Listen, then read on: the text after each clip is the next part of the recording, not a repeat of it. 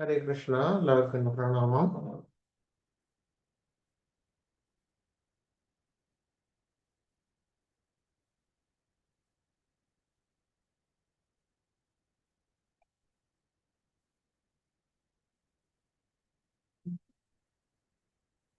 ഹരേ കൃഷ്ണ.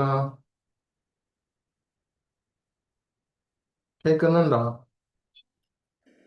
ഹരേ കൃഷ്ണ പ്രഭു. ഹരേ കൃഷ്ണ.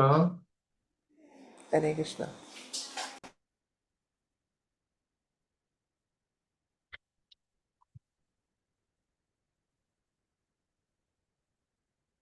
ഒരു പ്രണാമം. ഓം അജ്ഞാനാതിമിരാന്തസ്യ ജ്ഞാനാഞ്ജനശലാകയ ചക്ഷുരുന്മീലിതം യേന തസ്മൈ ശ്രീഗുരവേ നമഃ.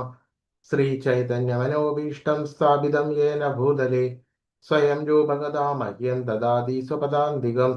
വന്ദേഹം ശ്രീഗുരോ ശ്രീയുതപദകമലം ശ്രീഗുരുन् വൈഷ്ണവാംശ്ച ശ്രീരൂപം സാഗ്രജാതം സഗണ രഘുനാഥാന്വിതം തം സജീവം സാദ്വൈതം സാവധൂതം പരിജനസഹിതം കൃഷ്ണചൈതന്യദേവം ശ്രീരാധാകൃഷ്ണപാദാൻ സഗണലളിത ശ്രീവിശാഖാന്വിതാംശ്ച നമ. ഓം വിഷ്ണുപാദായ കൃഷ്ണപ്രേഷ്ഠായ ഭൂതലേ ശ്രീമതേ ഭക്തിവേദാന്ത സ്വാമിനേ ഇതി നാമിനേ. നമസ്തേ സാരസ്വതേ ദേവേ ഗൗരവാണി പ്രചാരിണേ നിർവിശേഷ ശൂന്യവാദി പാശ്ചാത്യദേശധാരിണേ വാഞ്ചാകൽപതരുഭ്യശ്ച കൃപാ സിന്ധുഭ്യ ഏവ ച പതിതാനാം പാവനേഭ്യോ വൈഷ്ണവേഭ്യോ നമോ നമഃ. ഹേ കൃഷ്ണ കരുണാ സിന്ധോ ദീനബന്ധോ ജഗത്പദേ ഗോപേശ ഗോപികാ കാന്ത രാധാകാന്ത നമോസ്തുതേ. തപ്തകാഞ്ചന ഗൗരാംഗീ രാധേ വൃന്ദാവനേശ്വരി വൃഷഭാനുസുതേ ദേവി പ്രണമാമി ഹരിപ്രിയേ. ജയ് ശ്രീ കൃഷ്ണ ചൈതന്യ പ്രഭു നിത്യാനന്ദ ശ്രീ അദ്വൈത ഗദാധര ശ്രീവാസാദി ഗൗരഭക്തവൃന്ദ. ഹരേ കൃഷ്ണ കൃഷ്ണ കൃഷ്ണ ഹരേ ഹരേ ഹരേ രാമ രാമ രാമ ഹരേ ഹരേ. ഹരേ കൃഷ്ണ കൃഷ്ണ കൃഷ്ണ ഹരേ ഹരേ ഹരേ രാമ രാമ രാമ ഹരേ ഹരേ. ഹരേ കൃഷ്ണ കൃഷ്ണ കൃഷ്ണ ഹരേ ഹരേ ഹരേ രാമ രാമ രാമ ഹരേ ഹരേ. ഹരേ കൃഷ്ണ.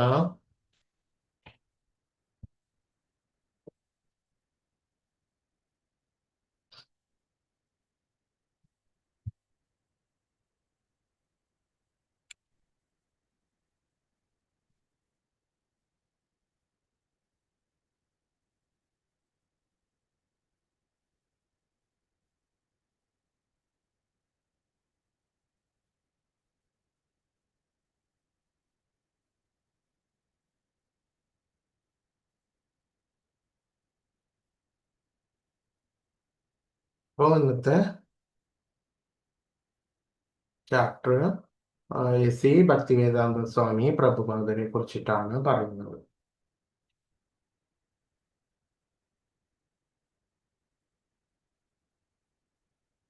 ആരാണ് കൃഷ്ണ എസ്കോണിന്റെ സ്ഥാപകാചാര്യൻ? ആരാണ്?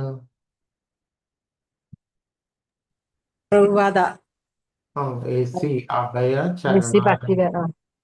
ഹരേ AC എന്ന് പറയുന്നത് Abhay Charanaravinda Bhaktivedanta Swami Prabhupada, founder of acharya of International Society of for Krishna consciousness.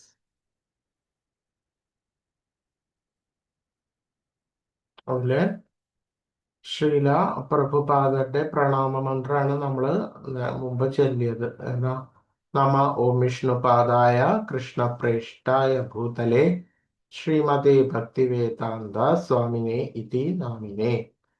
ഭൂമിയിൽ ഭഗവാൻ കൃഷ്ണന്റെ പ്രിയങ്കരനായിട്ടുള്ള ആ അദ്ദേഹത്തിന്റെ പ്രിയങ്കരനായിട്ടുള്ള AC ഭക്തി അഭയചരണാരവിന്ദ പ്രഭുപാദരുടെ ആ പാദത്തിൽ അഭയം, ഭഗവാന്റെ ആ പാദത്തിൽ അഭയം പ്രാപിച്ച ആ ദിവ്യകാരുണ്യനായിട്ടുള്ള AC ഭക്തിവേദാന്ത സ്വാമി പ്രഭുപാദർക്ക് എന്റെ ആദരപൂർണമായിട്ടുള്ള പ്രണാമങ്ങൾ അർപ്പിക്കുന്നു എന്നാണ് പറയുന്നത്.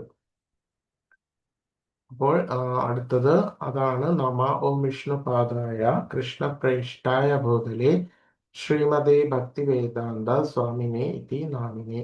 അടുത്ത 2 വരികള് നമസ്തേ സാരസ്വതേ ദേവി ഗൗരവാണി പ്രചാരിണേ നിർവിശേഷ ശൂന്യവാദി പാശ്ചാത്യദേശ താരിണേ. അപ്പോ അദ്ദേഹത്തിന്റെ ഗുരു ആരാണ്?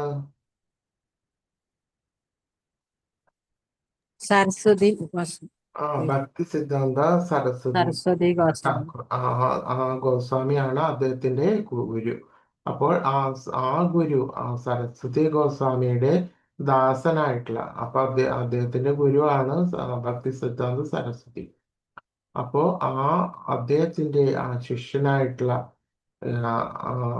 അങ്ങേക്ക് ഞങ്ങളുടെ ആദരപൂർണമായിട്ടുള്ള പ്രണാമം. അങ്ങ് ഭഗവാൻ ചൈതന്യദേവന്റെ സന്ദേശം ദയാപൂർവം പ്രസംഗിക്കുകയും വ്യക്തിത്വമില്ലായ്മയും ശൂന്യതയും നിറഞ്ഞ പാശ്ചാത്യ രാജ്യങ്ങളെ രക്ഷിക്കുകയും ചെയ്തു. അപ്പൊ അതായത് അദ്ദേഹത്തിന്റെ ഗുരു അദ്ദേഹത്തോട് പറഞ്ഞിട്ടുള്ള ഒരു പ്രധാനപ്പെട്ട ഒരു നിർദ്ദേശം എന്താന്ന് വെച്ചാൽ നമ്മൾ പാശ്ചാത്യ ദേശങ്ങളിലേക്ക് പോവുക, ചൈതന്യ മഹാപ്രഭുവിന്റെ സന്ദേശം അവിടെ പ്രചരിപ്പിക്കുക എന്നുള്ളതാണ്. അപ്പോൾ അത് വളരെ കൃത്യമായിട്ടും അദ്ദേഹം ആ ഗുരുവിന്റെ നിർദ്ദേശം അനുസരിച്ചു, അതേപടി അനുസരിച്ച് പാശ്ചാത്യ ദേശങ്ങളിൽ പോയിട്ട് അവിടെ ഉള്ള ആളുകൾക്ക് അത് പകർന്നു കൊടുത്തു. അതേപടി അത് ഗുരുവിന്റെ നിർദ്ദേശം അനുസരിച്ചു. അങ്ങനെ അതായത് അവിടുത്തെ പാശ്ചാത്യ ദേശങ്ങളിൽ എന്താണ് ശൂന്യവാദി, അതായത് യുക്തിവാദം എന്ന് പറഞ്ഞു കഴിഞ്ഞാൽ ഭഗവാൻ ഇല്ല, ഒരു പ്രത്യേക തരത്തിലുള്ള ഭൗതികതയില് ആഴ്ന്നു കിടന്ന ജനതയെ പ്രഭുപാദര് അവിടെ പോയിട്ട് ആ ജനതയെ വൈഷ്ണവ തത്വങ്ങളും എല്ലാം പറഞ്ഞു കൊടുത്തിട്ട് ചൈതന്യ മഹാപ്രഭുവിന്റെ തത്വങ്ങളെല്ലാം അവരെ പഠിപ്പിച്ചു. അങ്ങനെ ആ പാശ്ചാത്യ രാജ്യങ്ങളെല്ലാം രക്ഷിക്കുകയും ചെയ്തു.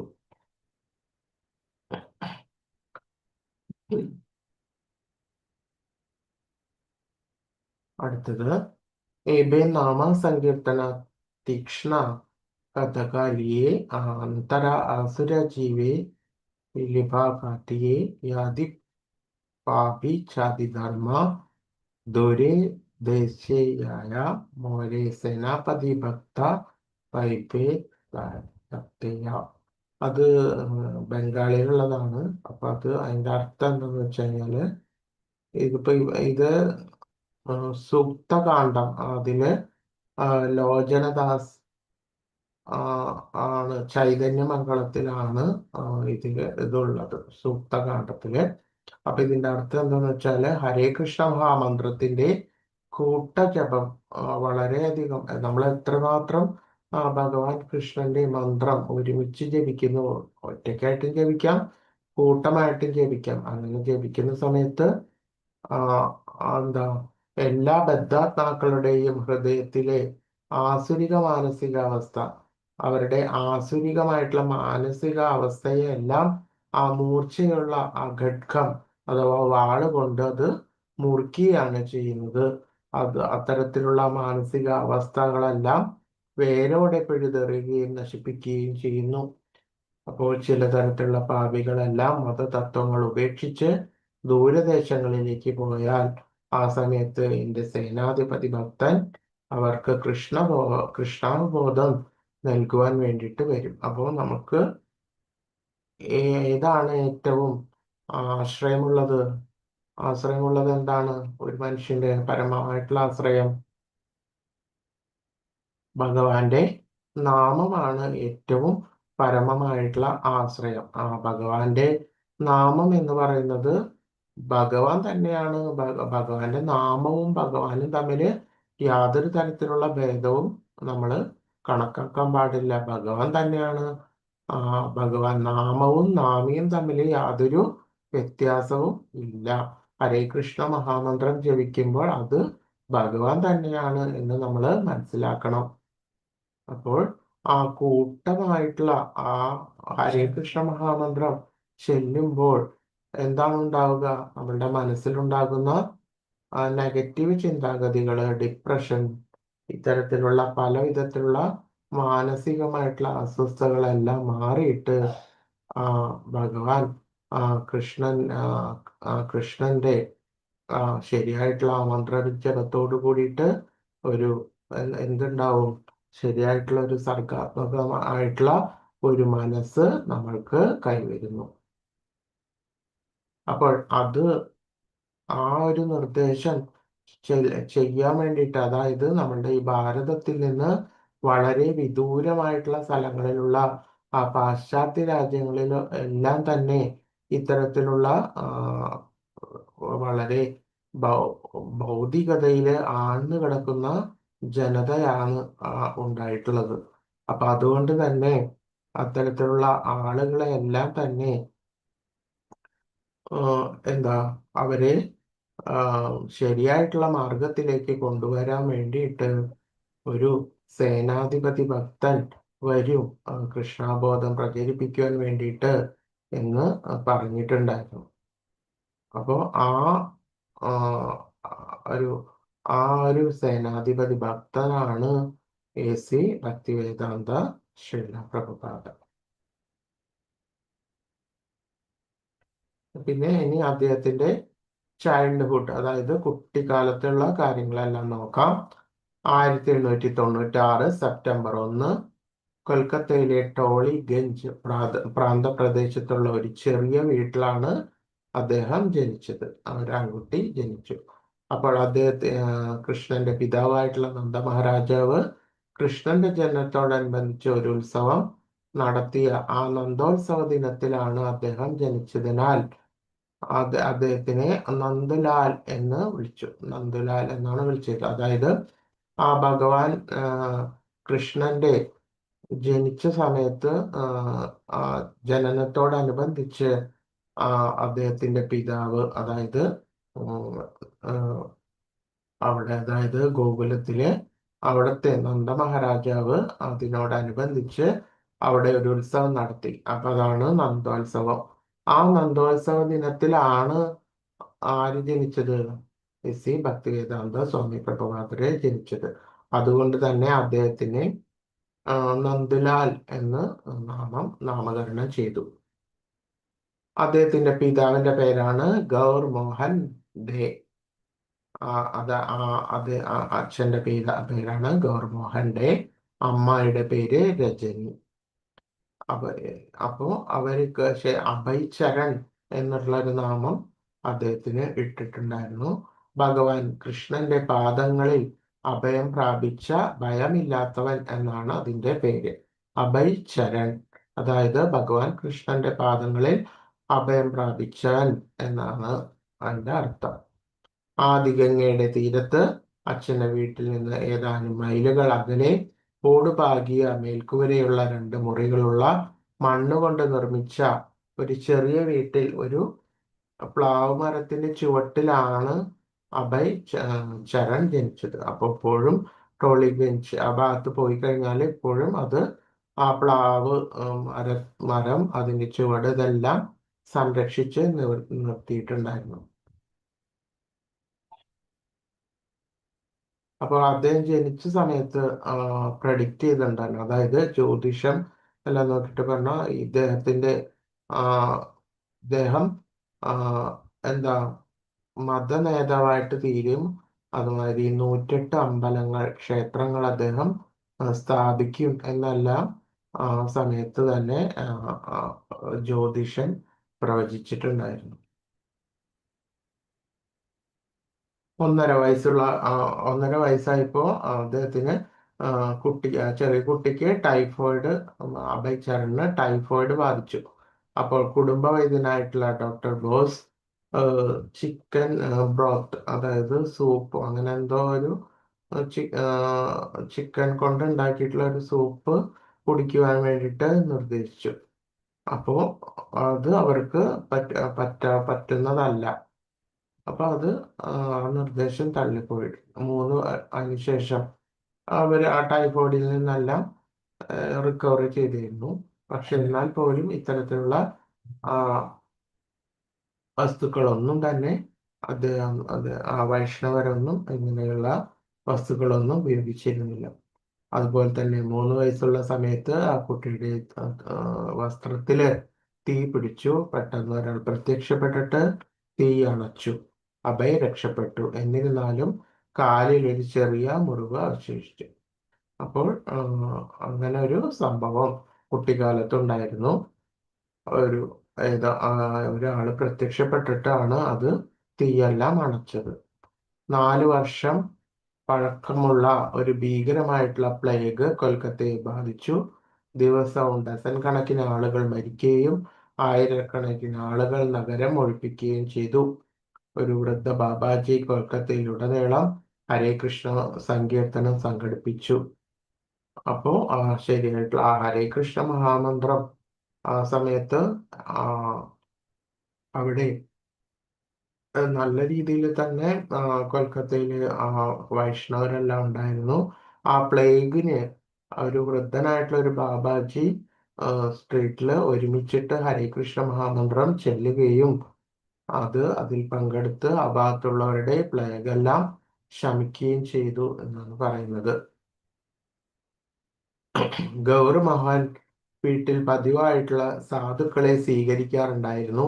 അദ്ദേഹം എപ്പോഴും അവരോട് ചോദിക്കുമായിരുന്നു, എൻ്റെ മകനെ ശ്രീമതി രാധാറാണിയിൽ പ്രസാദിപ്പിക്കുവാനും അവന്റെ അനുഗ്രഹങ്ങൾ നൽകാനും ദയവായി അനുഗ്രഹിക്കണേ. അപ്പോൾ അത് ഒരു വൈഷ്ണവ ഫാമിലിയിലാണ് അദ്ദേഹം ജനിച്ചത്. ഇവര് നല്ല കൃത്യമായിട്ടുള്ള ആ വൈഷ്ണവരായിരുന്നു.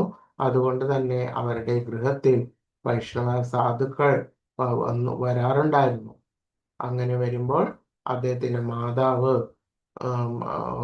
അവനോട് അപേക്ഷിക്കുകയായിരുന്നു. അപ്പോ ശ്രീമതി രാധാറാണിയെ പ്രസാദിപ്പിക്കാനും ഭഗവാന്റെ എല്ലാം അനുഗ്രഹങ്ങൾ മകന് കിട്ടുവാനും ലഭിക്കുവാനും ദയവായി അനുഗ്രഹിക്കണമേ എന്ന് അവരോട് അഭ്യർത്ഥിക്കാറുണ്ടായിരുന്നു.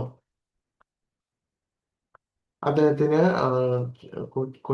കുട്ടിക്കാലത്ത് കച്ചൗരി എന്ന് പറഞ്ഞിട്ടുള്ള ഒരു പലഹാരമുണ്ട്. നോർത്ത് ഇന്ത്യയിലൊക്കെ ഉണ്ടാവും, നമ്മളുടെ ഇവിടെ ഉണ്ടാവില്ല. കച്ചൗരി എന്ന് പറഞ്ഞിട്ടുള്ള ഏതാണ്ട് സുഖിയൻ എന്നുള്ള പോലെ ഇരിക്കുന്നത്.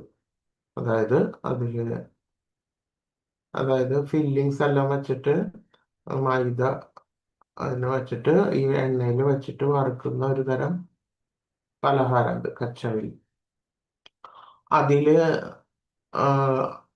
അതിനോടുള്ള ഇഷ്ടം കാരണം കുട്ടിക്കാലത്ത് മോത്തി, നന്ദലാൽ, നന്ദു എന്നീ പേരുകൾക്കെല്ലാം പുറമെ കുറേ പേരുകൾ ഉണ്ടായിരുന്നത് കൊച്ചുകാലത്ത്. നന്ദുലാലുണ്ട്, നന്ദു, അഭയ് ഇതൊക്കെ ഇങ്ങനെ വിളിച്ചുകൊണ്ടേയിരുന്നു. അപ്പോൾ അദ്ദേഹത്തിന്റെ മുത്തശ്ശി അവനെ കച്ചൗരി മുഖി എന്ന് വിളിച്ചിരുന്നു. തിരക്കേറിയ റോഡിൽ പാചകം ചെയ്യുന്ന കച്ചവടക്കാരെ കാണാനും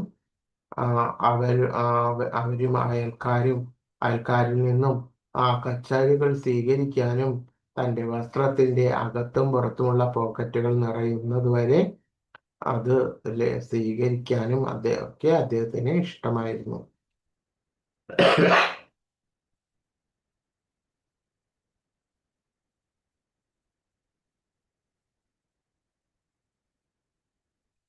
അദ്ദേഹത്തിന്റെ വീട്ടില് എന്താ ശരിയായിട്ടുള്ള വൈഷ്ണവ ആരാധനകളെല്ലാം നടത്തുന്നുണ്ടായിരുന്നു. അപ്പോൾ ഈ കൊച്ചു അഭയിനെ ഈ ഗൗർമോഹൻ അദ്ദേഹത്തിന്റെ പിതാവ് രാധാകൃഷ്ണ ദേവതകളെ ആരാധിക്കുവാൻ വേണ്ടിയിട്ട് അദ്ദേഹം പഠിപ്പിച്ചിരുന്നു.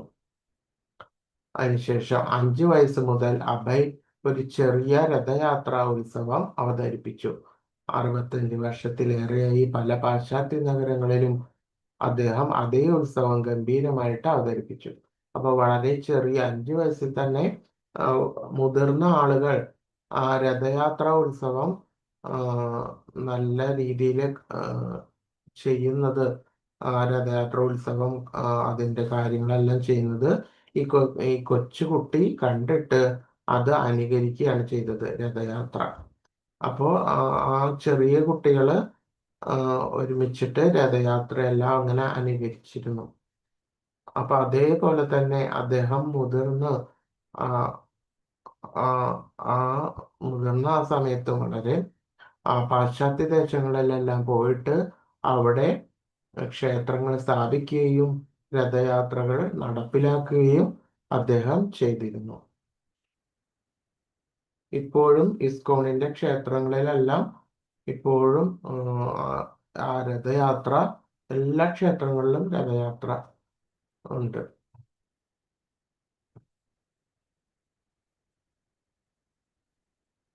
അപ്പൊ അദ്ദേഹം വീടിന്റെ തൊട്ടടുത്ത് ഒരു രാധാകൃഷ്ണ ക്ഷേത്രം ഉണ്ടായിരുന്നു. അപ്പൊ അത് ഠാക്കൂർ ബാരി എന്ന് പറഞ്ഞു കഴിഞ്ഞാല് ആ ഭഗവാന്റെ വീട് എന്നാണ് അർത്ഥമുള്ളത്. ഠാക്കൂർ ബാരി ഠാക്കൂർ ബാരി രാധാ ഗോവിന്ദ് ജി. അപ്പൊ ഈ സ്ഥലം എൻ്റെ ജീവിതമാണ്. അപ്പോൾ ആ സ്ഥലത്തിലെ വൈഷ്ണവ രീതികളും ആ ഫാമിലിയിലെ വൈഷ്ണവ തത്വങ്ങളും ഭഗവാന്റെ ആരാധനാ രീതികളും എല്ലാം കണ്ടുകൊണ്ടാണ് ഈ കൊച്ചു അഭയ് വളർന്നു വന്നത്.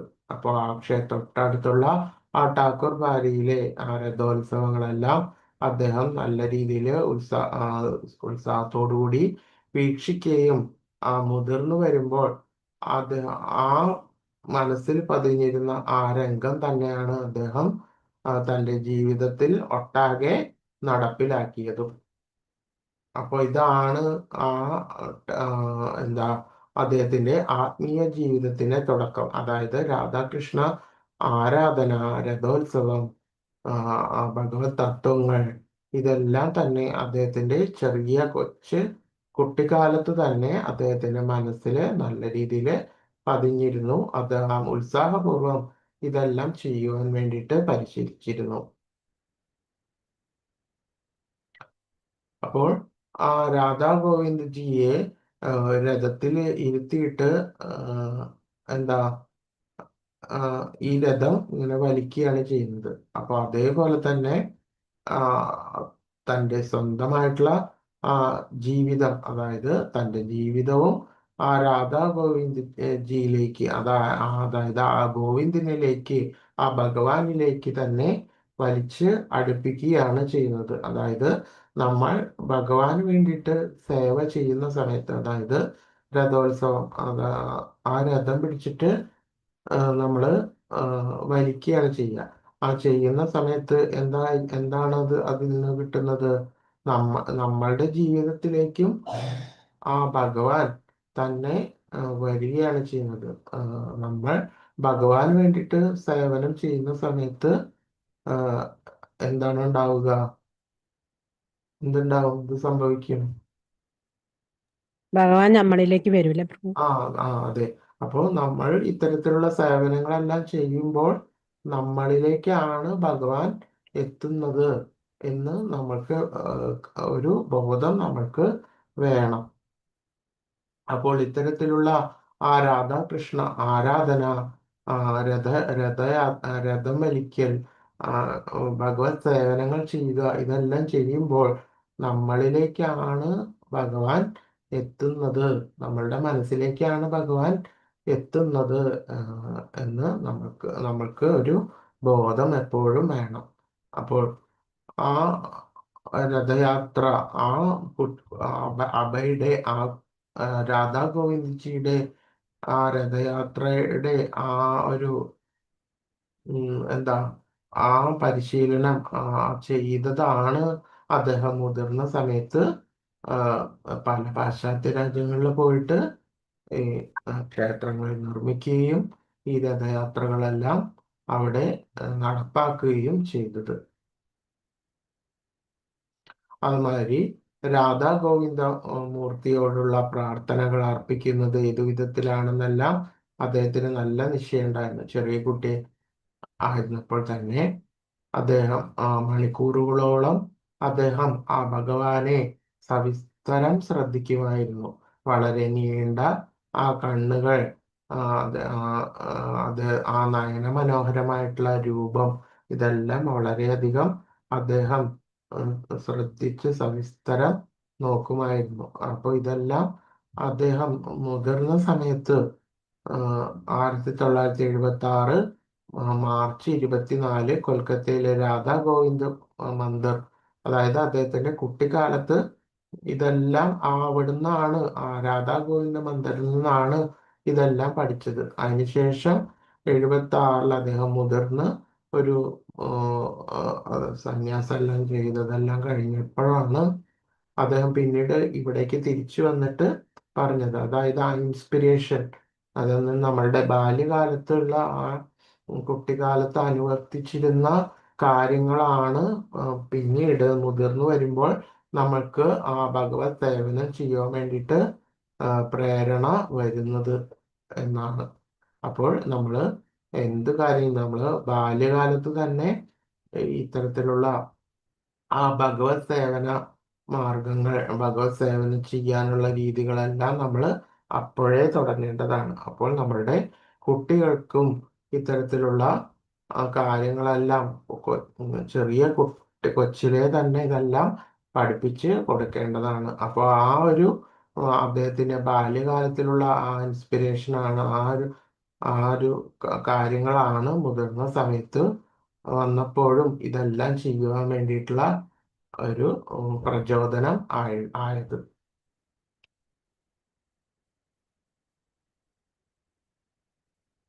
അതിനുശേഷം കിൻഡർ ഗാർട്ടനിൽ, അദ്ദേഹം ചെറിയ കുട്ടി കിൻഡർ ഗാർട്ടനിൽ അദ്ദേഹം വിദ്യ അഭ്യസിച്ചു. അതിനുശേഷം 5, 8 ക്ലാസ്സുകളിലൊക്കെ ട്യൂഷൻസിലൊക്കെ പോയിട്ടാണ് അദ്ദേഹം സ്കൂൾ പൂർത്തിയാക്കിയത്. അദ്ദേഹം ബംഗാളി വായിക്കാൻ പഠിച്ചു, അതുപോലെ തന്നെ ബംഗാളി, സംസ്കൃതം ഇതൊക്കെ പഠിച്ച് തുടങ്ങുകയും ചെയ്തു. പിന്നെ 1904 അദ്ദേഹം 8 വയസ്സുള്ളപ്പോൾ അഭയ് ഹാരിസൺ സെൻട്രൽ റോഡിലുള്ള മോട്ടിലാൽ ഫ്രീ സ്കൂളിൽ ചേർന്നു. അതിനുശേഷം 16 വയസ്സുള്ള സമയത്ത് അദ്ദേഹത്തിന്റെ അമ്മ മരിച്ചു.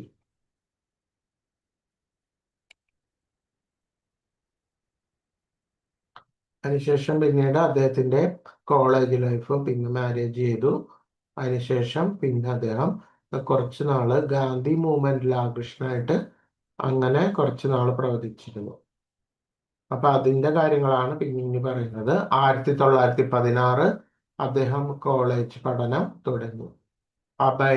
സ്കോട്ടിഷ് ചർച്ച് സ്കൂളിലാണ് അദ്ദേഹം ചേർന്നത്. അതൊരു ക്രിസ്ത്യൻ സ്കൂളായിരുന്നു.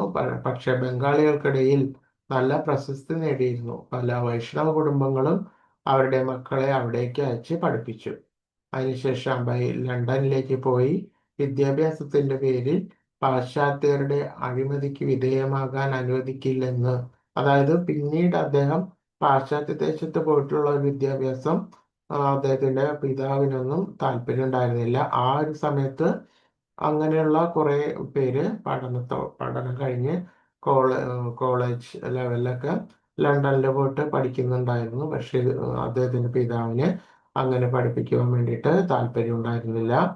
ഒരു വർഷത്തിൽ അതിനുശേഷം അദ്ദേഹം കോളേജ് ലെവലിലൊക്കെ പഠിച്ചുകൊണ്ടിരുന്ന സമയത്ത് അദ്ദേഹം ചൈതന്യ നാടകം പരിശീലിച്ചു.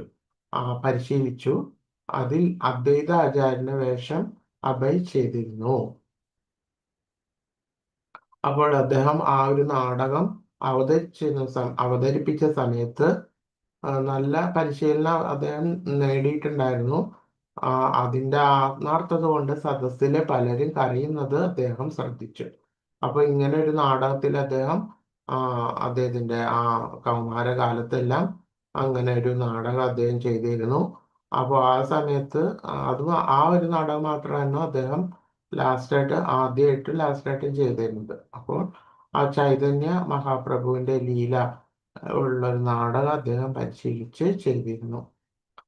അദ്ദേഹം തൻ്റെ ആ ഒരു കോളേജ് ലൈഫിൽ അദ്ദേഹത്തിന്റെ അമ്മ മരിച്ചിരുന്നു. അതിനുശേഷം കോളേജ്, അപ്പൊ കുറച്ച് തിരക്കിട്ട ഒരു ജീവിതമായിരുന്നു അദ്ദേഹത്തിന് ഉണ്ടായിരുന്നത്. അതുകൊണ്ട് തന്നെ രാധാകൃഷ്ണ വിഗ്രഹങ്ങളെ ഒരു പെട്ടിയിൽ അടച്ച് വയ്ക്കാനുണ്ടായിരുന്നു. അപ്പൊ കോളേജിലെ 1-ാമത്തെ വർഷം കഴിഞ്ഞതിന് ശേഷം ഒരു ദിവസം ഒരു രാത്രിയിൽ അദ്ദേഹത്തിന് അസാധാരണമായിട്ടുള്ള ഒരു സ്വപ്നം ഉണ്ടായിരുന്നു. അതില് അദ്ദേഹം ആ സ്വപ്നത്തിൽ പറഞ്ഞ ഭഗവാൻ കൃഷ്ണൻ അദ്ദേഹത്തിന്റെ മുന്നിൽ പ്രത്യക്ഷപ്പെട്ടിട്ട് പരാതി പറയാണ്, നീ എന്തിനാണ് എന്നെ ഈ പെട്ടിയിലിട്ടത്? നീ എന്നെ പുറത്തെടുത്ത് വീണ്ടും ആരാധിക്കണം എന്നുള്ളത്. അപ്പോൾ അദ്ദേഹം ആ തിരക്കുള്ള ജീവിതത്തിൽ അദ്ദേഹം തന്റെ ആരാധ്യരായിട്ടുള്ള രാധാകൃഷ്ണ ദേവതകളെല്ലാം പെട്ടിയിൽ വെച്ചടച്ചിട്ടുണ്ടായിരുന്നു. പക്ഷെ ഒന്നാമത്തെ വർഷത്തിന് ശേഷമാണ് ഇങ്ങനെ ഒരു സംഭവം. സ്വപ്നത്തില് ഭഗവാൻ കൃഷ്ണൻ നേരിട്ട് വന്നിട്ട് ഇങ്ങനെ ഒരു പരാതി പറയുകയാണ്. നീ വീണ്ടും അത് പുറത്തെടുത്ത് ആരാധിക്കണമെന്ന് ഭഗവാൻ നിർദ്ദേശിച്ചു. തന്റെ ദേവതയായിട്ടുള്ള ഭഗവാൻ കൃഷ്ണനെ അവഗണിച്ചതിൽ അഭയ്ക്ക് വളരെയധികം വിഷമം തോന്നി. തന്റെ കർത്തവ്യങ്ങൾ ഉണ്ടായിരുന്നിട്ടും വീട്ടിൽ രാധാകൃഷ്ണനെ ആരാധിക്കുന്നത് അദ്ദേഹം പുനരാരംഭിച്ചു.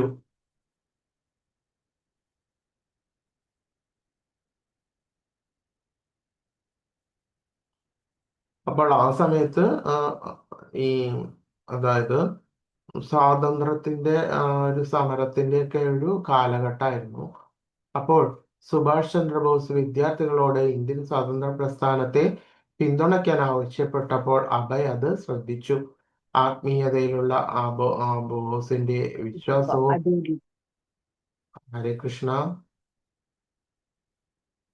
ആത്മീയതയിലുള്ള ബോസിന്റെ വിശ്വാസവും അദ്ദേഹത്തിന്റെ ഉത്സാഹവും ദൃഢനിശ്ചയവും അദ്ദേഹത്തിന് ഇഷ്ടപ്പെട്ടു.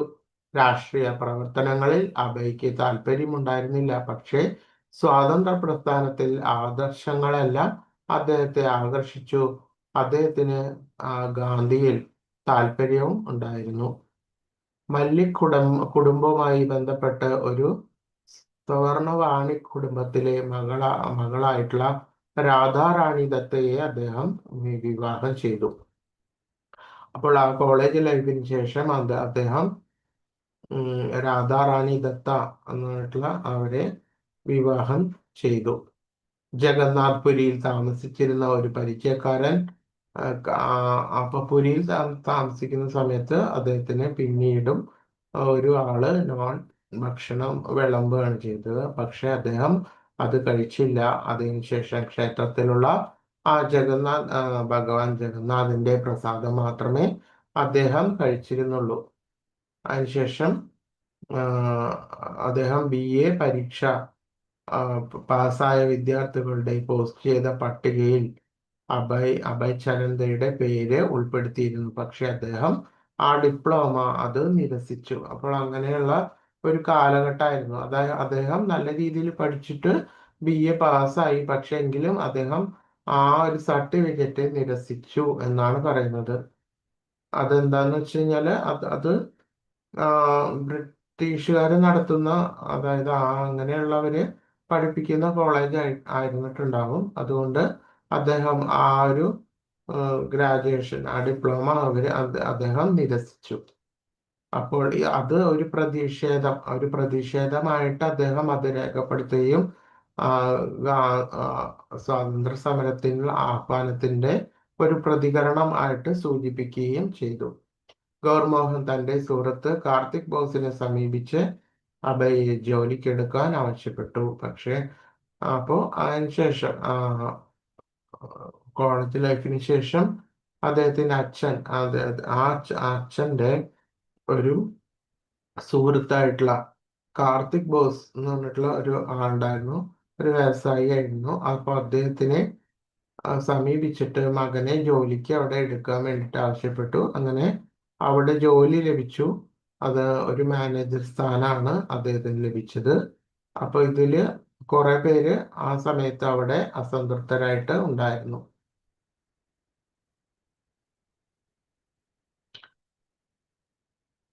അതിനുശേഷമാണ് അദ്ദേഹത്തിന്റെ ഗുരുവിനെ കാണുന്നത്. ഭക്തി സിദ്ധാന്ത സരസ്വതി ഗോസ്വാമിയെ കാണുന്നത് ആ ഒരു കാലഘട്ടത്തിലാണ്. എങ്ങനെയെന്നാൽ അഭയുടെ സുഹൃത്തായിട്ടുള്ള നരേന്ദ്രനാഥ് മല്ലിക് അഭയോട് മായാപൂരിൽ നിന്നുള്ള ഒരു സാധുവിനെ കാണണമെന്ന് ആഗ്രഹിച്ചു. അപ്പൊ ആ നരേന്ദ്രനാഥ് മല്ലിക്കാണ് അഭയനോട് ഭക്തി സിദ്ധാന്ത സരസ്വതി ഗോസ്വാമിയെ കാണാൻ പ്രേരിപ്പിച്ചത്. പക്ഷെ ആ സമയത്ത് അഭയ് പോകുവാൻ മടിച്ചു. പക്ഷെ നരേൻ അവനെ നിർബന്ധിച്ചു. അതായത് നരേന്ദ്രനാഥ് മല്ലിക് എന്ന് പറഞ്ഞിട്ടുള്ള ആ സുഹൃത്ത് വീണ്ടും നിർബന്ധിക്കുകയാണ് ചെയ്തത്. വൈഷ്ണവ കുടുംബങ്ങളിൽ വളർന്ന അഭയും നരേനും ഉടൻ തന്നെ ബഹുമാന്യരായിട്ടുള്ള സന്യാസിയെ കണ്ടിട്ട് സാഷ്ടാംഗം പ്രണമിച്ചു. അപ്പൊ ഈ രണ്ടുപേരും, അതായത് അഭയും ഒരു വൈഷ്ണവ കുടുംബത്തിലാണ്, അതേപോലെ തന്നെ നരേന്ദ്രനാഥ് മല്ലിക്, അദ്ദേഹത്തിന് സുഹൃത്തായിട്ടുള്ള നരേന്ദ്രനാഥ് മല്ലിക്കും ഒരു വൈഷ്ണവ ഫാമിലിയിലാണ് ഉണ്ടായിരുന്നത്. അപ്പൊ ഇവർ രണ്ടുപേരും കൂടിയിട്ടാണ് ആ ഭക്തി സിദ്ധാന്ത സരസ്വതി ഗോസ്വാമിയെ കാണാൻ വേണ്ടിയിട്ട് പോയത്. അങ്ങനെ ആ സന്യാസിയെ കണ്ടിട്ട് ഇവർ രണ്ടുപേരും സാഷ്ടാംഗം പ്രണമിച്ചു.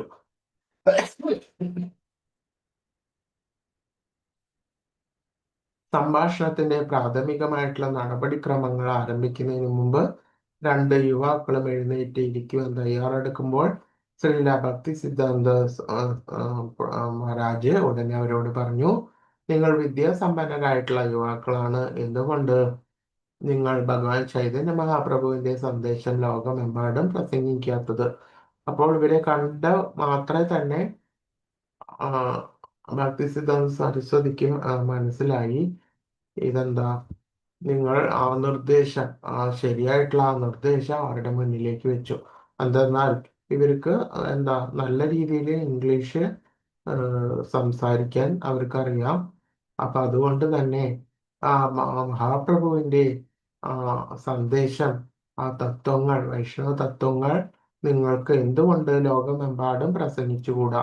അപ്പൊ അതിനുള്ള വിദ്യാഭ്യാസങ്ങളെല്ലാം കിട്ടിയിട്ടും ഈ വൈഷ്ണവ ഫാമിലിയിൽ വന്നിട്ടുള്ള ഇവർക്ക് എന്തുകൊണ്ട് ചൈതന്യ മഹാപ്രഭുവിന്റെ സന്ദേശം ലോകമെമ്പാടും എന്തുകൊണ്ട് പ്രസംഗിച്ചുകൂടാ എന്നാണ് ഭക്തി സിദ്ധാന്ത സരസ്വതി മഹാരാജ് ഇവരോട് പറഞ്ഞത്. അപ്പൊ അതിന് മറുപടിയായിട്ട് അദ്ദേഹം പറയാണ്, നിങ്ങളുടെ ആ ചൈതന്യയുടെ സന്ദേശം ആര് കേൾക്കും എന്ന് അഭയ് തിരിച്ചു ചോദിക്കുകയാണ് ചെയ്തത്. എന്തെന്നാൽ ആ സമയത്ത് ഇന്ത്യ എന്ന് പറഞ്ഞത് ആശ്രിത രാജ്യമാണ്, അതായത് ബ്രിട്ടീഷ് കോളനിയാണ്.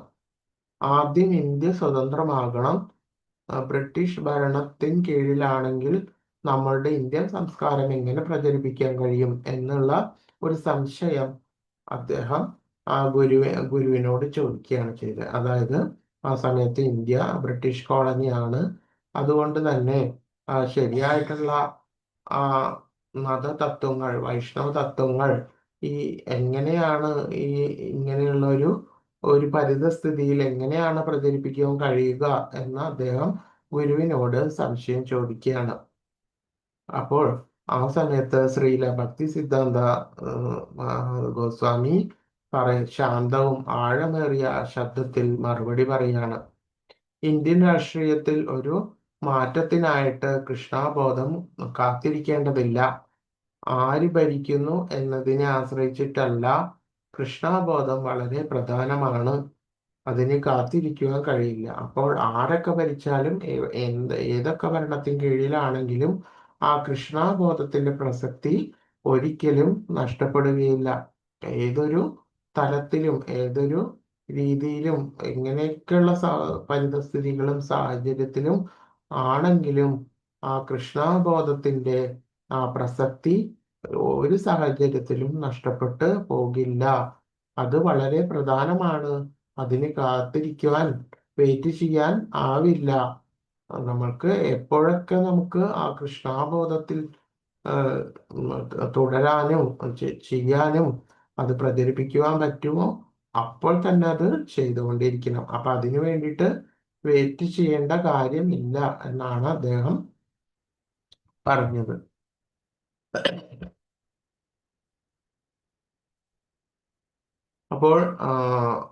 അപ്പോൾ ഇതാണ് ഇപ്പോഴും നമ്മളുടെ ഇപ്പോഴത്തെ ഒരു അവസ്ഥയിൽ കണ്ടുകൊണ്ടിരിക്കുന്നത്. അപ്പോൾ നിങ്ങൾക്ക് അറിയാൻ വേണ്ടിയിട്ട് സാധിക്കും, എൻ്റെ ഒരു അനുഭവമാണ് പറയുന്നത്. ഇപ്പൊ ഞാനൊക്കെ ഇതിൽ വരുന്ന ആ സമയത്ത് ഈ നമ്മളുടെ കേരളത്തിലൊന്നും എന്തുണ്ടായില്ല, വളരെയധികം എൻ്റെ ഒരു ലൊക്കേഷനിലൊന്നും കൃഷ്ണബോധത്തിന് ഈ ചൈതന്യ മഹാപ്രഭു ആരാണ്, ശരിയായിട്ടുള്ള കൃഷ്ണാബോധം എന്താണ്, എ.സി. ഭക്തി, അഭയ് ചരണാരവിന്ദ, ശ്രീല പ്രഭുപാദർ ആരാണ് എന്നതിനെ കുറിച്ചിട്ടൊന്നും ഉം, വ്യക്തമായിട്ട് ഒരു അറിവ് അടുത്ത ആർക്കും ഒന്നും ഉണ്ടായിരുന്നില്ല. എനിക്ക് കുട്ടിക്കാലത്ത് ഒരു ചെറിയ അറിവുണ്ടായിരുന്നു. അപ്പോൾ സാധാരണ ജനങ്ങൾക്ക് കുറെ പേരുകൾക്ക് ഇവിടെ ഒരു തീരെ ഒരു അറിവും ഉണ്ടായിട്ടില്ല. അപ്പോൾ പിന്നെ ആർക്കാണ് അറിവുണ്ടായിരുന്നത്? ഉള്ള അറിവുണ്ടായത് നമ്മളുടെ ഇവിടുന്ന് ഗൾഫിലൊക്കെ ജോലിക്ക് പോവായിരുന്നില്ലേ? നിങ്ങൾ കേൾക്കുന്നുണ്ടോ? ഹരേ കൃഷ്ണ. പ്രഭുജി കേൾക്കുന്നുണ്ട്. ആ, ഗൾഫിൽ ഒരുപാട് ആൾക്കാരുണ്ടല്ലോ അതെ പ്രഭുജി. അതെ. അവിടുന്ന് ആ, അതെ തീക്ഷ എടുത്തിട്ട് അതെ ഞാൻ ഇസ്കോള് പോയപ്പോഴും അതെ, എല്ലാവരും ഗൾഫിലുള്ളവരാ. ഹരേ അതെ. കൃഷ്ണ. അപ്പൊ അവരുടെ കുടുംബവും.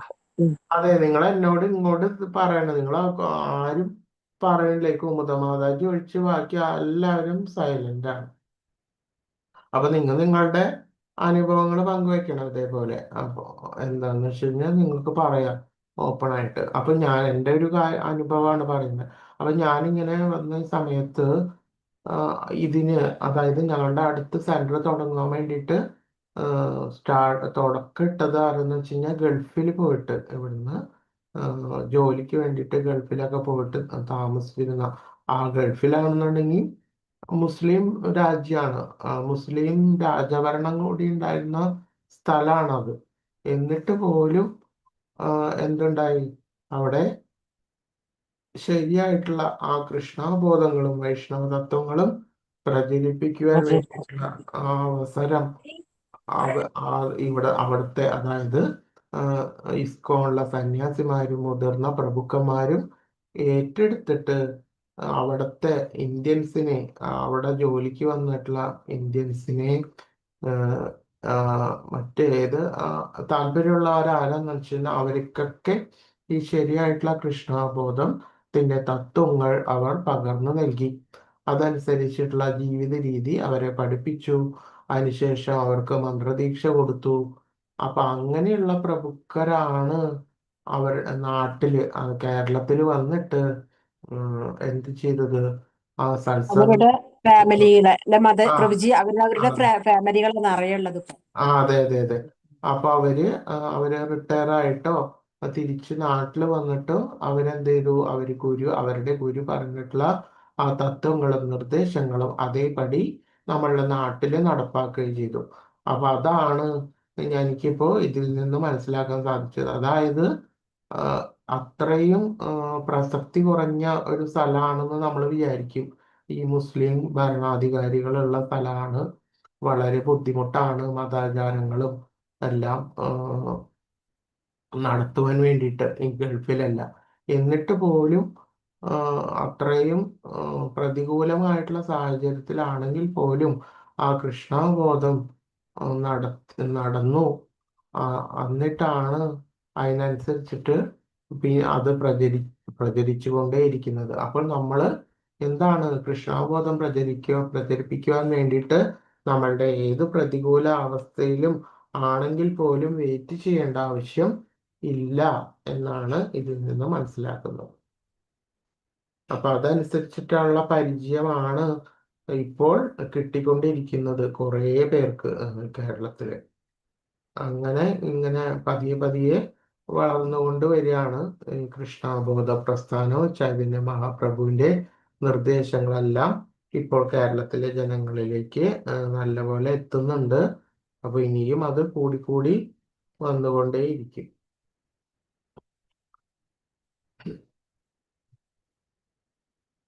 അപ്പോൾ അതാണ് പറഞ്ഞത്. അപ്പൊ ഏതൊരു പ്രതികൂല സാഹചര്യം ആണെങ്കിൽ പോലും നമുക്ക് എന്ത് ചെയ്യാൻ വേണ്ടി സാധിക്കും? കൃഷ്ണബോധം ഉൾക്കൊള്ളുവാനും പ്രചരിപ്പിക്കുവാനും സാധിക്കും. അപ്പോൾ ആ മുസ്ലിം ഭരണാധികാരികളുള്ള ആ സ്ഥലത്തിലുള്ള ആ പ്രതികൂലാവസ്ഥകളോ ഒന്നും നമ്മുടെ ഈ നാട്ടിലൊന്നും ഇല്ല. അപ്പൊ അതുകൊണ്ട് പോലും അവരത്രയും വിഷമിച്ച നല്ല രീതിയിൽ ചെയ്തു എങ്കിൽ നമ്മൾക്ക് അതിനേക്കാളും ഭംഗിയായിട്ട് നമുക്ക് ഇവിടെ നമ്മളുടെ നാട്ടിൽ ചെയ്യാൻ വേണ്ടിയിട്ട് സാധിക്കും. അതാണ്. അപ്പോൾ നമ്മൾ അതിന് വേണ്ടിയിട്ട് അവർ വരട്ടെ ഇവർ വരട്ടെ എന്ന് പറഞ്ഞിട്ട് വെയിറ്റ് ചെയ്യേണ്ട കാര്യമില്ല. നമുക്ക് ചെയ്യാൻ പറ്റുന്നത് എന്തോ നമ്മൾക്ക് ചെയ്യാൻ സാധിക്കും.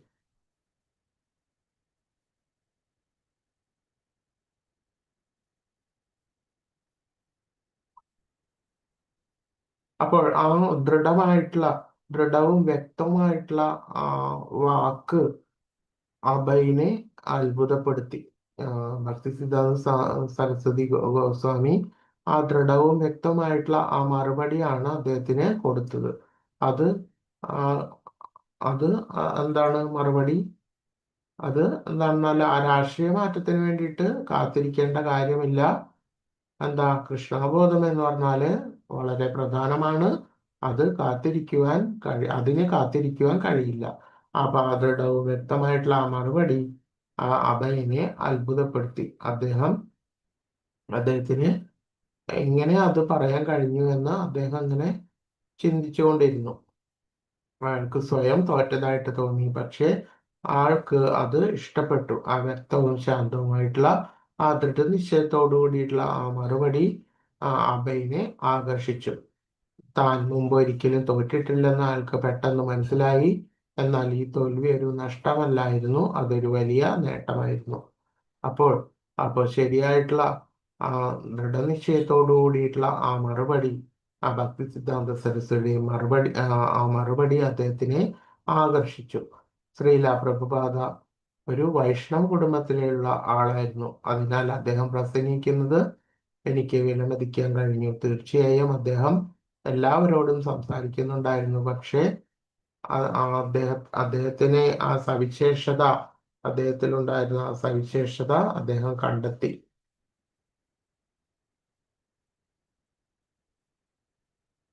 അപ്പോൾ ശരിയായിട്ടുള്ള ഒരു ആശയം നൽകാൻ കഴിയുന്ന ഒരു വ്യക്തി ഇതാണ് എന്ന്. അപ്പൊ അതായത് അദ്ദേഹത്തിന്റെ ആ വ്യക്തിത്വം ആ ഗുരുവിനെയും ആകർഷിച്ചു. അതുമാതിരി ആ ഗുരുവിന്റെ ദൃഢമായിട്ടുള്ള നിശ്ചയങ്ങളെല്ലാം അഭയെയും ആകർഷിച്ചു. ആശ്രമത്തിൽ അഭയ്, നിങ്ങളുടെ അഭിപ്രായം എന്താണ്? അദ്ദേഹത്തെ കുറിച്ച് നിങ്ങൾക്ക് എന്ത് തോന്നുന്നു? അദ്ദേഹം അപ്പോൾ അദ്ദേഹം അങ്ങനെ ചോദിക്കുകയാണ്. അപ്പോൾ അഭയ് പറഞ്ഞു, അത് നല്ല അത്ഭുതകരമായിട്ടുള്ള ഒരു സിറ്റുവേഷൻ, അത്ഭുതകരമാണ് എന്ന് അദ്ദേഹം മറുപടി പറഞ്ഞു. ഭഗവാൻ ചൈതന്യയുടെ സന്ദേശം വളരെ വിദഗ്ധമായിട്ടുള്ള ഒരു വ്യക്തിയുടെ കൈകളിലാണ്. അപ്പോൾ ആ ചൈതന്യ മഹാപ്രഭുവിന്റെ സന്ദേശം വളരെ വിദഗ്ധമായിട്ടുള്ള ഒരാളുടെ കയ്യിലാണ് എന്നാണ് അഭയ് ആരെക്കുറിച്ച് പറഞ്ഞത്? ഭക്തി സിദ്ധാന്ത സരസ്വതിയെ കുറിച്ചിട്ട് പറഞ്ഞത്. ശ്രീല പ്രഭുപാദ അദ്ദേഹം ഉടൻ തന്നെ അതിനുശേഷം അദ്ദേഹത്തിന്റെ ആത്മീയ ഗുരുവായിട്ട് ഭക്തി സിദ്ധാന്ത സരസ്വതി ഗോസ്വാമിയെ സ്വീകരിച്ചു. ഔദ്യോഗികമായിട്ടും മാത്രമല്ല, ഹൃദയത്തിൽ അദ്ദേഹത്തെ സ്വീകരിച്ചു.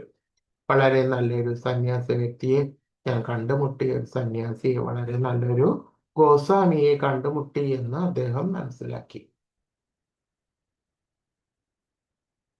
അതിനുശേഷം ഗൗഡീയ വൈഷ്ണവരെ എല്ലാം സേവനം ചെയ്തുകൊണ്ടിരുന്ന അദ്ദേഹത്തിന്റെ പിതാവ് ഗൗർ മോഹൻ ഡേ 1930 അന്തരിച്ചു.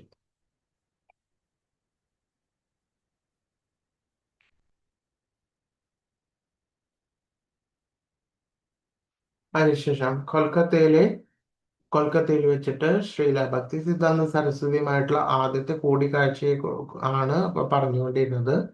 അതിനുശേഷം ആ കൂടിക്കാഴ്ചയ്ക്ക് തൊട്ട് പിന്നാലെ അഭയ് കുടുംബസമേതം അലഹാബാദിലേക്ക് താമസം മാറ്റി. അപ്പൊ അതിനൊപ്പം അതിന് കുറച്ച് മുന്നായിട്ട് അദ്ദേഹത്തിന്റെ പിതാവ് മരിച്ചിട്ടുണ്ടായിരുന്നു. അതിനുശേഷമാണ് അദ്ദേഹത്തിന്റെ ഫാമിലി അലഹാബാദിലേക്ക് താമസം മാറ്റിയത്. അവിടെ അദ്ദേഹം ഒരു ഫാർമസ്യൂട്ടിക്കൽ ബിസിനസ് സ്റ്റാർട്ട് ചെയ്തു.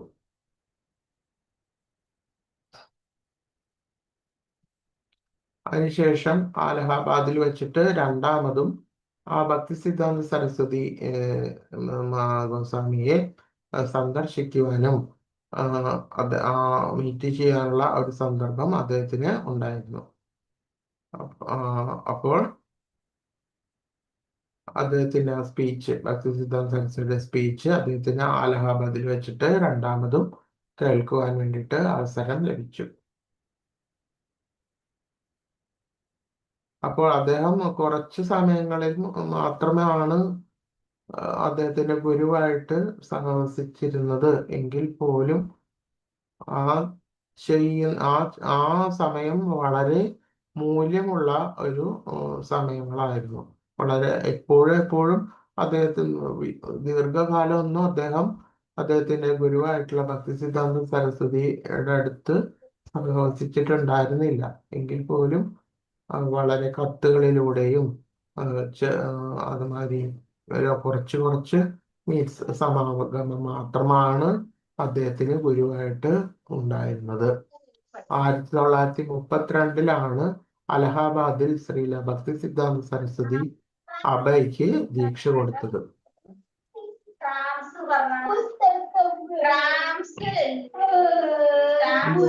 എല്ലാവരും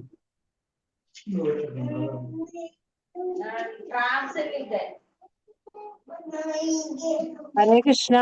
മോഹൻ പ്രഭു ഒന്ന് മ്യൂട്ടാക്കോ?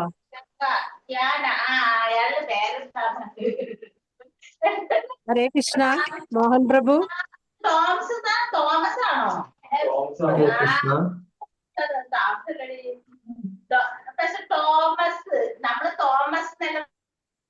പ്രഭുജി അത് ഓക്കെ, മ്യൂട്ടാക്കിയിട്ടുണ്ട്. അപ്പോൾ അദ്ദേഹത്തിന് എന്താ ഗുരുവിനെ കേൾക്കുവാൻ അദ്ദേഹത്തിന് താല്പര്യമുണ്ടായിരുന്നു. അതായത് ഗുരുവിന്റെ സ്പീച്ച് എല്ലാം കേൾക്കുവാൻ അദ്ദേഹത്തിന് താല്പര്യമുള്ള ആയിരുന്നു.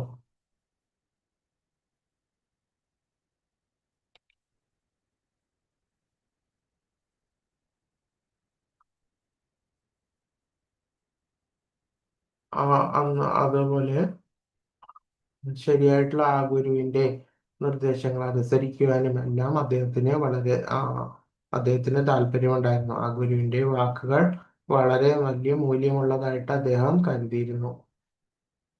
എന്നെ കേൾക്കുവാൻ താല്പര്യമുള്ളതാണ് എന്ന് ഗുരു പറയുകയാണ്. അപ്പോൾ ശ്രീല ഭക്തി സിദ്ധാന്ത മഹാരാജ് അഭയുടെ മുന്നോട്ട് വന്ന് മാല, അതായത് ഹരിനാമ ദീക്ഷ അദ്ദേഹത്തിന് കൊടുക്കുവാൻ വേണ്ടിയിട്ട് വിളിച്ചു. അദ്ദേഹം അത് സ്വീകരിച്ചു. അതിനുശേഷം സാധാരണ രീതിയിൽ ഹരിനാമ ദീക്ഷ സ്വീകരിച്ചു കഴിഞ്ഞാല് കുറച്ചൊരു കാലഘട്ടമുണ്ട്. ആ കാലഘട്ടം കഴിഞ്ഞതിന് ശേഷം മാത്രമാണ് രണ്ടാമത്തെ ദീക്ഷയായിട്ടുള്ള ബ്രാഹ്മൺ ദീക്ഷ അത് കൊടുക്കാറുള്ളൂ. രണ്ടാമത്തെ ദീക്ഷ കൊടുക്കാറുള്ളൂ. പക്ഷേ അദ്ദേഹത്തിന്റെ ഗുരു രണ്ട് ദീക്ഷയും ഒരുമിച്ച് അദ്ദേഹത്തിന് കൊടുക്കുകയാണ് ചെയ്യുന്നത്. എന്ന് പറഞ്ഞാല് ഹരിനാമ ദീക്ഷ കൊടുത്തിട്ട് ഒരു ഗുരു ശിഷ്യന് ഹരിനാമ ദീക്ഷ കൊടുത്തതിന് ശേഷം കുറച്ച് കാലത്തിന് ശേഷം മാത്രം ആ ശിഷ്യന്റെ പുരോഗതിയില് തൃപ്തനാകുമ്പോൾ മാത്രമാണ് രണ്ടാമത്തെ ദീക്ഷ കൊടുക്കുകയുള്ളൂ സാധാരണ രീതിയില്. പക്ഷേ ശ്രീല പ്രഭുപാദർക്ക് അഭയ്ക്ക് രണ്ട് ദീക്ഷയും ഒരുമിച്ച് അദ്ദേഹം കൊടുത്തു. ആ ദീക്ഷ കൊടുത്ത സമയത്താണ് അദ്ദേഹത്തിന്റെ പേര് അഭയ് ശരൺ അതിനോടൊപ്പം ശരണ അരവിന്ദ, അതായത് താമര ചരണാരവിന്ദ എന്നിട്ടുള്ള അഭയ് ചരണാരവിന്ദ എന്നുള്ള ആ പേര് ദീക്ഷയ്ക്ക് ശേഷമാണ് വന്നിട്ടുള്ളത്.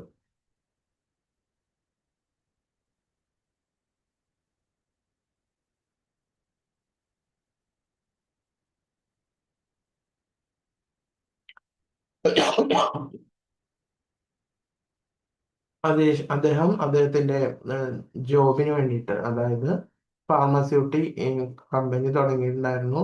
അപ്പൊ അത് കാരണം കൊണ്ട് പല വിധത്തിലുള്ള യാത്രകൾ ഉണ്ടായിരുന്നു. അതോടൊപ്പം തന്നെ അക്കൗണ്ട്സ്, ബില്ലുകൾ ഇതെല്ലാം അദ്ദേഹം ഇങ്ങനെ ശേഖരിക്കുന്നുണ്ടായിരുന്നു. അപ്പോൾ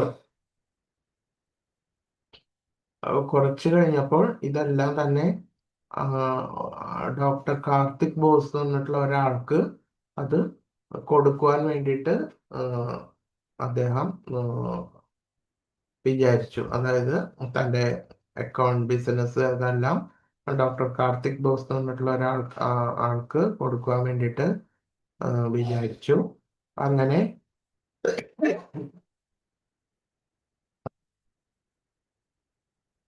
അദ്ദേഹത്തിന് ആ ഫാർമസ്യൂട്ടിക്കൽ കമ്പനി കൊണ്ട് അദ്ദേഹത്തിന് കുറച്ച് കടങ്ങളെല്ലാം ഉണ്ടായിരുന്നു. അപ്പൊ അതുകൊണ്ട് തന്നെ ആ ഫാർമസ്യൂട്ടിക്കൽ കമ്പനി ഇങ്ങനെ ഒരു കാർത്തിക് ബോസ് എന്ന് പറഞ്ഞിട്ടുള്ള ഒരാൾക്ക് കൈമാറുകയാണ് ചെയ്തത്. അതിനുശേഷം അലഹാബാദിൽ പോയിട്ട് ഒരു ഫാക്ടറി ആരംഭിക്കാൻ അദ്ദേഹം തീരുമാനിച്ചു. അങ്ങനെ പിന്നീട് അദ്ദേഹം ബോംബെയിൽ സ്ഥിരം താമസം. എന്ന് പറഞ്ഞാല് അലഹാബാദിൽ അവിടുന്ന് മാറിയിട്ട് ബോംബെയിലേക്ക് പോയിട്ട് അവിടെ ഒരു ഫാക്ടറി തുടങ്ങാൻ വേണ്ടിയിട്ട് അദ്ദേഹം തീരുമാനിച്ചു.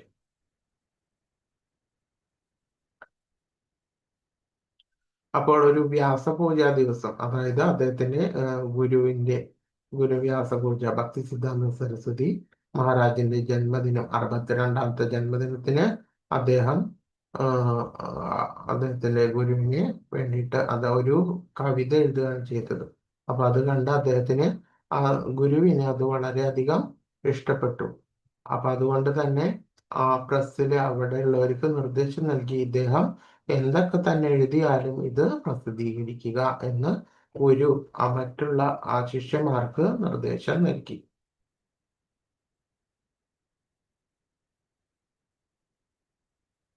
അതിനുശേഷം ഭക്തി സിദ്ധാന്ത സരസ്വതി മഹാരാജ് മുംബൈയില് ഒരു ഗൗഡീയ മഠം അദ്ദേഹത്തിന് ഉണ്ടായിരുന്നു.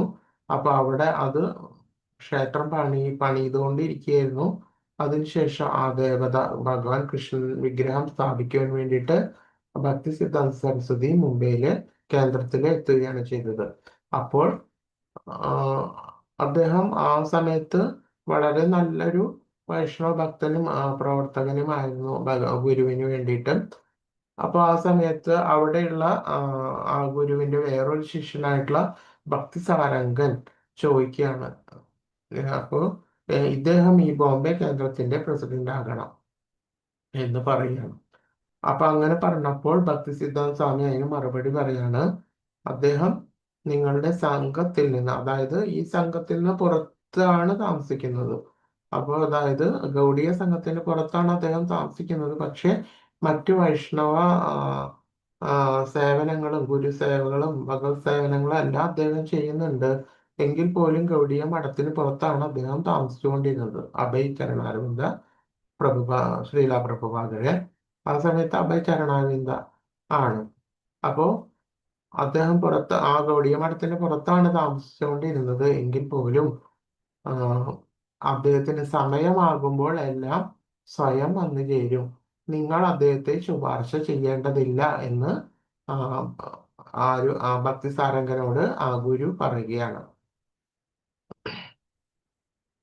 1935 നവംബർ വൃന്ദാവന്റെ രാധാകുണ്ടിൽ വെച്ച് ശ്രീല ഭക്തി സിദ്ധാന്ത സരസ്വതി അഭയോട് പറയുകയാണ്, നിങ്ങൾക്ക് എപ്പോഴെങ്കിലും പണം ലഭിക്കുകയാണെങ്കിൽ അതിന് പുസ്തകങ്ങൾ അച്ചടിക്കുക.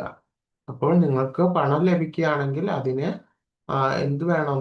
ഈ ശരിയായിട്ടുള്ള വൈഷ്ണവ തത്വങ്ങളും അതായത് ഭഗവത് കഥകളും അതുമാതിരി അതായത് പിന്നെ എന്താ ചൈതന്യ മഹാപ്രഭുവിന്റെ തത്വങ്ങളും നിർദ്ദേശങ്ങളും എല്ലാം ഉള്ള ജനങ്ങൾക്ക് മനസ്സിലാക്കുന്ന രീതിയിലുള്ള ആ പുസ്തകങ്ങളെല്ലാം അടിക്കുവാൻ വേണ്ടിയിട്ട് എപ്പോഴെങ്കിലും കുറച്ച് പണം കൈവരുവാണെങ്കിൽ അങ്ങനെ പുസ്തകങ്ങൾ അച്ചടിക്കുവാൻ വേണ്ടിയിട്ട് അദ്ദേഹത്തിന്റെ ഗുരു അദ്ദേഹത്തോട് പറയുകയാണ്. അപ്പോൾ വളരെയധികം ഉത്കണ്ഠാകുലനായിട്ടുള്ള ശ്രീല ഭക്തി സിദ്ധാന്ത സ്വാമി അഭയോട് പറഞ്ഞു, അഗുൺ ജൽബേ, തീ ഉണ്ടാകും. അതായത് എന്താന്ന് വെച്ച് കഴിഞ്ഞാല് ആ ഗൗഡീയ മഠം അദ്ദേഹം ഗൗഡീയ മഠങ്ങൾ സ്ഥാപിച്ചിട്ടുണ്ടായിരുന്നു. 64 ഗൗഡീയ മഠങ്ങളൊക്കെ സ്ഥാപിച്ചിട്ടുണ്ടായിരുന്നു. അപ്പോൾ ഈ ഗൗഡീയ മഠത്തിൽ അദ്ദേഹത്തിന്റെ തിരോധാനത്തിന് ശേഷം കുറെ വ്യക്തി താല്പര്യങ്ങൾ വന്നിട്ട് അത് ആ മഠത്തിനെ തന്നെ, ഗൗഡീയ മഠത്തിനെ തന്നെ നശിപ്പിക്കുന്ന ഒരു സന്ദർഭങ്ങൾ വന്നു ചേരും എന്ന് അദ്ദേഹത്തിന്റെ ഗുരു ആ സമയത്ത് അദ്ദേഹത്തിനോട് പറയുകയാണ് ചെയ്തത്. ക്ലിയർ ആവുണ്ടോ പറയുന്നത്? ഉണ്ട് ക്ലിയർ ആവുന്നുണ്ട്. അപ്പോൾ ഭക്തിസിദ്ധാന്ത സരസ്വതി മഹാരാജ് കുറെ അധികം ഗൗഡീയ മഠങ്ങൾ സ്ഥാപിച്ചിട്ടുണ്ട്. നമ്മള് മുമ്പത്തെ സീരീസിൽ അദ്ദേഹത്തിന്റെ ആ ചരിത്രം പറഞ്ഞപ്പോൾ അത് മുമ്പ് ഞാൻ പറഞ്ഞിട്ടുണ്ട്. അപ്പൊ അതനുസരിച്ചിട്ട് ഒറീസയിലും വെസ്റ്റ് ബംഗാളിലും ഒക്കെ ഗൗഡീയ മഠങ്ങൾ ഉണ്ടായിരുന്നു അദ്ദേഹത്തിന്.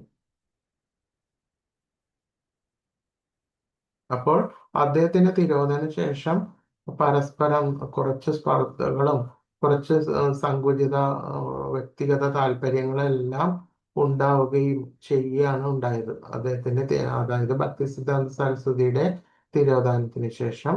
അങ്ങനെ പല സന്ദർഭങ്ങളും ഉണ്ടായിരുന്നു. അപ്പൊ ഇതെല്ലാം മുൻകൂട്ടി കണ്ട് ആ ഗുരു അഭയ് അഭയ് ചരണാരവിന്ദ പ്രഭുപാദിനോട് ഇത് നേരത്തെ തന്നെ പറഞ്ഞിട്ടുണ്ടായിരുന്നു.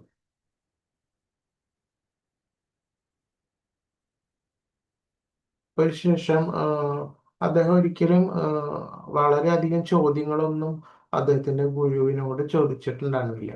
പക്ഷെ ഒരു ക്വസ്റ്റ്യൻ അദ്ദേഹം ഗുരുവിനോട് ചോദിക്കുകയാണ്, ഞാൻ എങ്ങനെയാണ് സേവിക്കുക, എങ്ങനെ സേവിക്കും, ഏതിങ്ങനെ എന്ന് പറയാം അങ്ങനെ.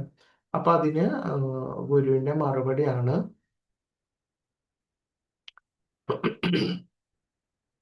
ശ്രീല പ്രഭുപാദർക്കാണെങ്കിൽ പല ഭാഷകൾ അദ്ദേഹത്തിന് അറിയായിരുന്നു. പ്രത്യേകിച്ച് ഇംഗ്ലീഷ് അദ്ദേഹത്തിന് നല്ല അവഗാഹം ഉണ്ടായിരുന്നു. അപ്പൊ അതുകൊണ്ട് തന്നെ അതിൽ പല വിധത്തിലുള്ള ശരിയായിട്ടുള്ള ചിന്തകളും തത്വങ്ങളും എല്ലാം സാധാരണ ജനങ്ങൾക്ക്, അതായത് പാശ്ചാത്യ ദേശങ്ങളിലെ ജനങ്ങൾക്ക് ഇതെല്ലാം വിശദീകരിക്കാൻ വേണ്ടിയിട്ട് കഴിയും എന്നുള്ളത് അദ്ദേഹത്തിന്റെ ഗുരുവിന് പൂർണ്ണമായിട്ടുള്ള വിശ്വാസമുണ്ട്. അപ്പോൾ ആ രീതിയിൽ സേവിക്കുക എന്നതാണ് നിർദ്ദേശം ലഭിച്ചത്. അപ്പോൾ അത് അഭയ്ക്കും, അതായത് നിങ്ങൾക്കും നിങ്ങളുടെ പ്രേക്ഷകർക്കും, അപ്പോൾ അഭയ്ക്കും AC ഭക്തിവേദാന്ത ഗോസ്വാമിയെ കേൾക്കുന്നവർക്കും അത് വളരെയധികം ഗുണം ചെയ്യും എന്ന് ഗുരു പറയുകയാണ്. അപ്പൊ ഈ രീതിയിലുള്ള സേവയാണ് അദ്ദേഹത്തിന്റെ ഗുരു അദ്ദേഹത്തിൽ നിന്ന് പ്രതീക്ഷിച്ചത്.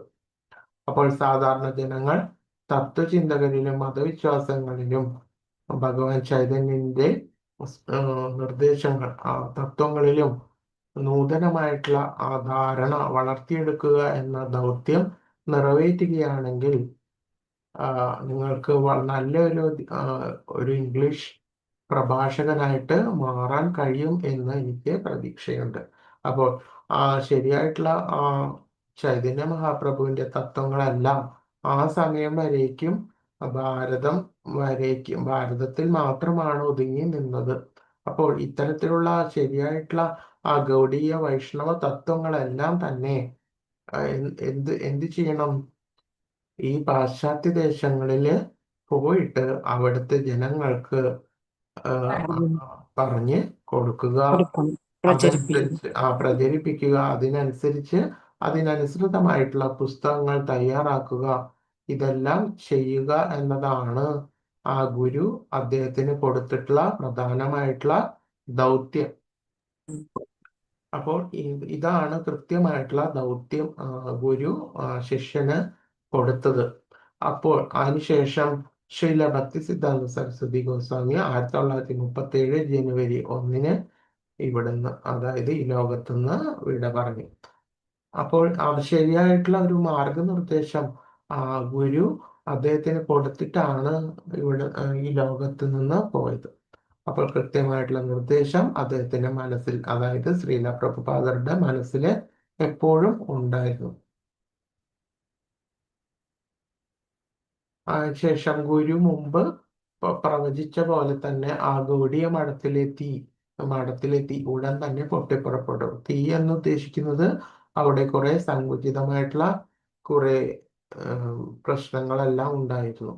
ആ ഭരണസമിതിയുടെ ഗൗഡീയ മഠങ്ങൾ ഭരിക്കുന്നതിനെ അനുസരിച്ചിട്ടുള്ള കുറെ സങ്കുചിതമായിട്ടുള്ള കുറെ പ്രശ്നങ്ങളെല്ലാം അവിടെ ഉണ്ടായിട്ടുണ്ടായിരുന്നു. അപ്പൊ ആരൊക്കെ ചുമതല ഏൽക്കണം, എങ്ങനെയൊക്കെ വേണം എന്നുള്ള പരസ്പരം ഇങ്ങനെ കുറെ പ്രശ്നങ്ങൾ അതിനനുസരിച്ചിട്ടൊക്കെ പൊന്തി വന്നിട്ടുണ്ടായിരുന്നു. പ്രഭു സമയമായില്ലേ? ഹരേ കൃഷ്ണ. അപ്പൊ ഇതിനുശേഷം അടുത്ത ഇതിന്റെ ബാക്കി ഭാഗം അടുത്ത ക്ലാസ്സിൽ നോക്കാം.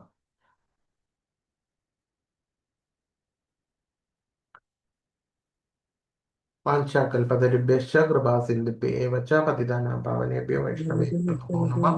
അനന്തകോടി വൈഷ്ണവൃന്ദ കി ജയ്. ശ്രീല പ്രഭുപാദ് കി ജയ്. ജയ് ഗൗരി ഹരി ബോൾ. ഹരേ കൃഷ്ണ. കൃഷ്ണ.